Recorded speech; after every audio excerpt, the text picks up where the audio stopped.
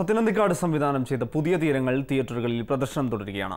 നിവിൻ പോളി, നെടുമുടി വേണു, നമിത പ്രമോദ് എന്നിവർ കേന്ദ്ര കഥാപാത്രങ്ങളായ ചിത്രത്തിൽ ചവിട്ടുനാടകം കലാകാരി മോളി കണ്ണമാലിയും പ്രധാന റോളിലുണ്ട്.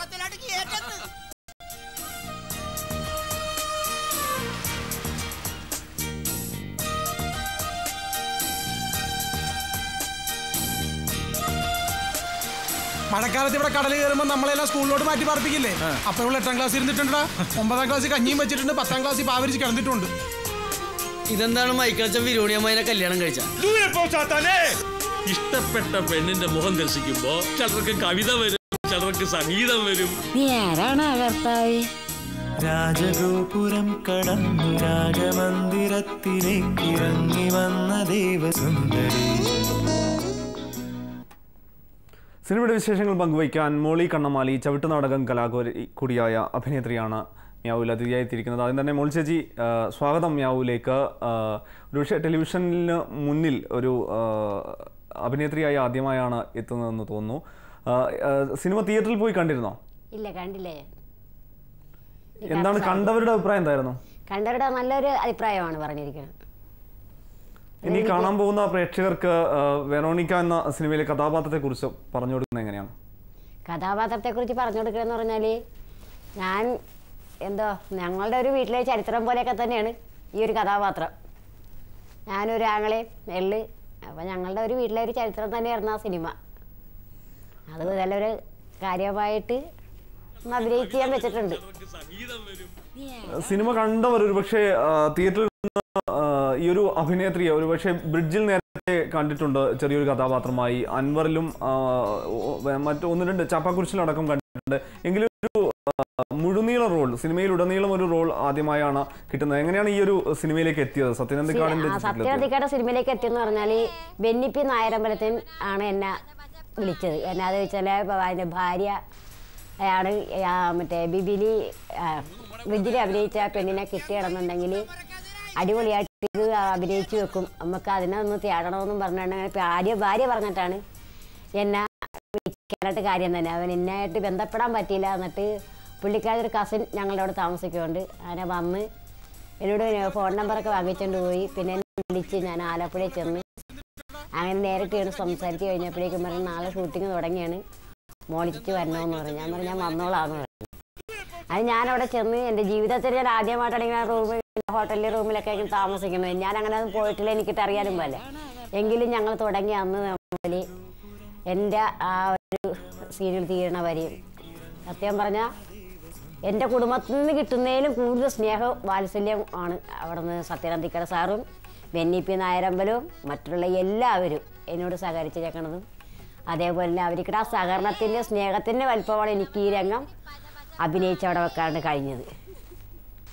ഒരുപാട് താരങ്ങളുണ്ട് മലയാളത്തിലെ പ്രധാന താരങ്ങൾ തന്നെ. നെടുമുടി വേണു അടക്കമുള്ള പ്രധാന താരങ്ങൾക്കൊപ്പമാണ് പലപ്പോഴും മോളി ചേച്ചിയുടെ കോമ്പിനേഷൻ സീനൊക്കെ ഉള്ളത്. അത് ഏതെങ്കിലും രീതിയിൽ വലിയ ടെൻഷനൊക്കെ ഉണ്ടായിരുന്നോ? ആദ്യമൊക്കെ അത് കണ്ടു കഴിഞ്ഞപ്പോഴേ എൻ്റെ ഉള്ളിൽ ഭയങ്കര ടെൻഷൻ ഉണ്ടായിരുന്നു. അയ്യോ ഞാൻ എങ്ങനെ അഭിനയിക്കും ഒരിക്കലൊക്കെ മുമ്പിലെന്നുള്ളൊരു ഉത്ഭയം ഉണ്ടായി.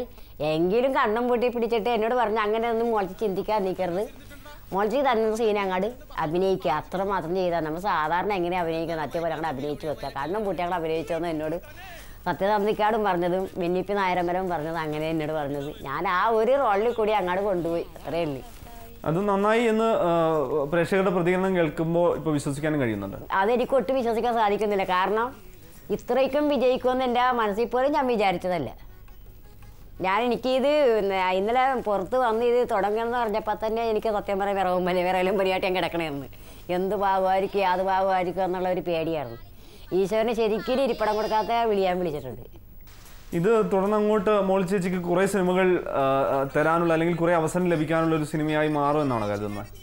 അങ്ങനെ അവസരം ലഭിക്കുകയാണെന്നുണ്ടെങ്കിൽ അതിനേറ്റ് ഏറ്റവും വലിയ നന്ദിയുണ്ട് എനിക്ക്. നേരത്തെ ഇപ്പോൾ ഫഹദ് ഫാസിലിനൊപ്പം ആണെങ്കിൽ 2 സിനിമയിൽ അഭിനയിച്ചിട്ടുണ്ട്. ചാപ്പാക്കുരിശിലുണ്ട്, ഒപ്പം തന്നെ അന്നയും റസൂലും എന്ന സിനിമയിൽ തന്നെ അഭിനയിച്ചിട്ടുണ്ട്. അതോടൊപ്പം ബ്രിഡ്ജിൽ അൻവർ റഷീദിന്റെ സിനിമയിൽ ശ്രദ്ധിക്കപ്പെടുന്ന ഒരു റോൾ തന്നെ ചെയ്യാൻ പറ്റിയിട്ടുണ്ട്.